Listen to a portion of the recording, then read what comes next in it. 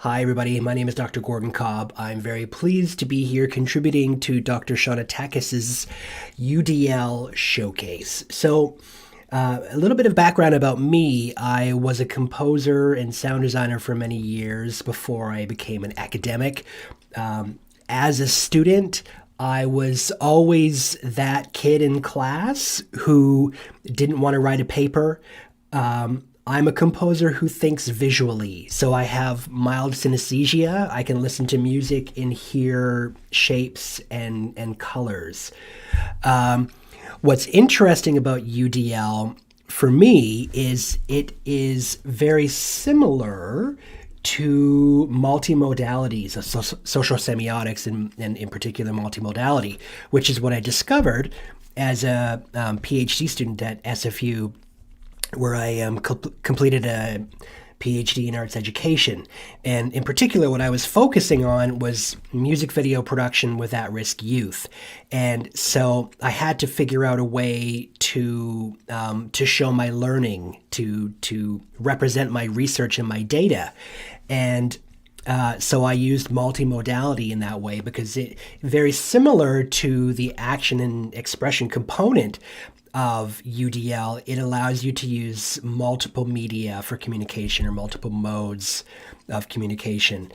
So as an instructor, what I really like about UDL is just that it's kind of an advocate for student voice and choice.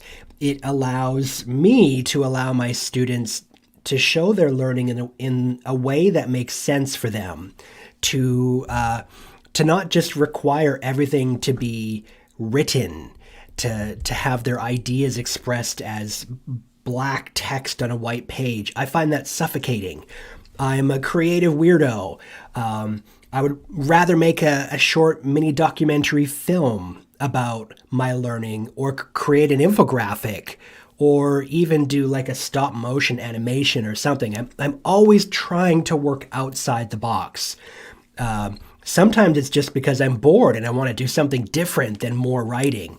But a lot of times for me, with my weirdo artist brain, the paper format just doesn't work. There's my brain just decides that there's a better way to show what I've learned or to express my ideas. So what I've included as part of this showcase in this body of work that Dr. Takis is creating here for all of you is it's a blog site, and I'm looking at it right now. It's a blog site that Sean and I created together when we were both working for the Teaching and Learning Commons at Kwantlen Polytechnic University. And it's called UDL and Media, Why Action and Expression. And it's a very succinct and articulate way of explaining what I just anecdotally explained to you. So I wanted to show how it's possible to take a couple lines of text or a paragraph and to transform it into something else. In semiotics, we actually call that transduction. So when you take something that's in the mode of text and you turn it into the mode of image or film, it's the process of transduction. I know in English we would normally say that that's a transformation, but we use the word transformation differently in semiotics. So I'm actually gonna say transduced, or the process of transduction. So I'm gonna show you how I took a couple of, I think 3 lines from one of Shauna's blog posts, and then I worked with her taking the idea of action and expression within the context of UDL, and then I tried to create as many different ways that I could package Shauna's text using a recording of her on her computer, using infographic generation technology. I use Venngage is what I use. Using video, using animation tools, and even using H5P, which is a tool that you can use to create interactive media. So when you go to this website, there's a very brief explanation of what it is that Shauna and I are trying to get to, what we're trying to explain, and then I actually show you. because I am the person who will show you how things are done. It's sort of my superpower. And now at KPU, I also work as a digital content producer because I have this crazy ability to use action and expression to take something like a policy document and turn it into a series of videos or interactive infographics. Because I'm a visual thinker, so when I read these pages of text, after I read them 3 or 4 times, they'll finally make sense to me. And then my way of really deeply learning the policy or the procedure or whatever is to turn it into a visual medium. And once I do that, then it goes into permanent memory for me. But I can read a document like twice or even sometimes 3 times, and I keep forgetting. My brain doesn't want to remember text. So our blog post shows you how I've taken the text and turned it into, let's see here, I'll walk us through it here. So we start with the original blog post. Then I show you how I turn it into an infographic. Then I show you how I turn it into a graphic novel, because I'm a nerd and a geek.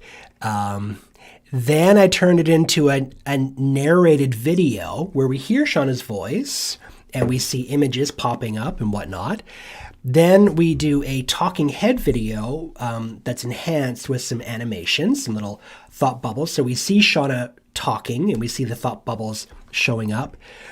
Then I interpret it as an animated video where we hear Shauna's voice, but we see an animated version of Shauna talking in an animated background. And then I turn it into an interactive H5P presentation. And the reason why this is important for us as instructors is twofold. First of all, it means that we are able to present information to our students in a number of different ways so that the textbook learners aren't the only ones that we are serving. We are finding the Gordon Cobbs who are visual thinkers, and we're connecting with them, or people who understand better by doing or understand better by listening.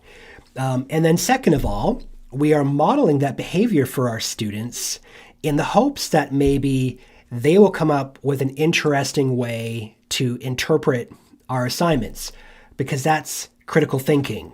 If you can take some kind of a prompt or a brief that you're given and figure out an interesting and innovative way to express that, that's kind of what the real world is for a lot of us. That's been my whole career. That's how I got work as a composer, because I wasn't a typical composer. That's how I got work in a university, because I teach music in a way that very few people teach music. So this is the way forward as we march on in the 21st century. We got to figure out ways to inspire our students to think outside of the box and to be creative, because that's how innovation happens. And I truly believe that studying UDL and learning how to implement it little bit by little bit into your teaching practice is not only going to make teaching more exciting for you, but it's also an excuse to learn new skills, to do a little bit of professional development, and also to make your class more engaging for your students. Because, like it or not, they're a visual generation. They've grown up with, web media, iPhones, interactive media. So that's kind of how they think. And UDL allows us to meet them in their world. So thank you very much. I hope you enjoyed this short little presentation, and give UDL a try. You've got nothing to lose.